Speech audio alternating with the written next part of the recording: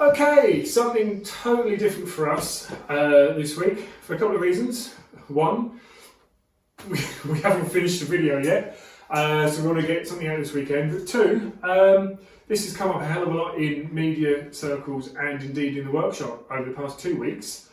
Jaguar, what the bloody are you doing? We have worked on and dealt with a lot of Jags in here, classic Jags over the years, so we have a little bit of a connection. And obviously in the last 2 weeks or so, Jaguar have done a rebrand and launched their Concept 00. So we thought we'd just touch on that very briefly. It's not going to be a long, ranty one. But the concept car, we've been asked, all of us in here, with everyone that's come by, what's going on with Jag. And the concept car doesn't really bother me in any way, shape or form. I just think, yeah, okay, it's another concept car.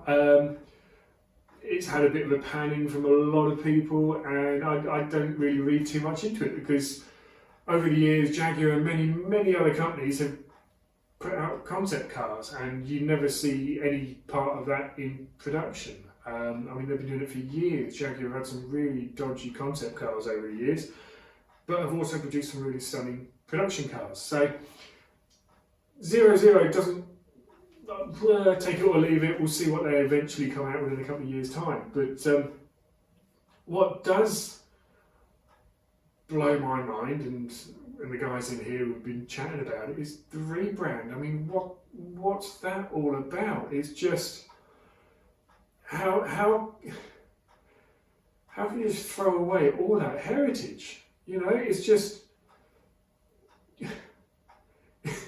everything's there for you. You spent years, decades, nearly 100 years building this, and you've got race pedigree and history, phenomenal wins with Le Mans in the 50s, in the late 80s. The racing pedigree is just second to, well, it's not second to none. I mean, Ferrari and so on have topped them, all of that, but they've got a really, really strong racing pedigree. Connections with royalty. So your luxury market is covered because it's been the choice of royalty for years, decades. It wasn't that long ago, sort of 25 years ago, Jaguar were appealing to the youth when they had Michael Owen launched the X-Type special edition thing, and Jaguar were flying in the youth market with sales, and they had the XK8 and the Rs and all the performance stuff. It's all been there, and now, for reasons that no one seems to be able to fathom, they've thrown all that away and produced this. Polite words fail me, really. It's just, I don't know what it is they're trying to appeal to, what market they're trying to appeal to, but it looks like Lord Sugar's set a challenge for the apprentice candidates, and they've just been double busy over a weekend and produced this nonsensical tat. It makes no sense. Any part of it. I mean, the advert itself is like a strange perfume advert almost, with a tagline of "copy nothing," which when 00 was launched or released rather, everyone straight away said, "Well, copy nothing except for DC animated Batmobiles or the Rolls-Royce Spectre, for example." There's nothing unique about what they've done there. It's just bizarre. And the logo is, I don't know, I kind of want to go and buy a new kitchen now with a J and the R in a circle. And the capital G and all the other letters are lowercase. I mean, it's just, I don't know. I say the concept car doesn't bother me in the slightest. You take it or leave it. We'll see what they do come out with. But to throw away all that hard-earned, solid reputation and pedigree is just. I mean, you can't imagine Ferrari suddenly changing and going pink and doing away with the prancing horse and coming up with something just totally irrelevant. It just. I don't know. We've all been a bit dumbstruck here by just how bizarre and throwaway. I mean, surely this is the death knell of the brand.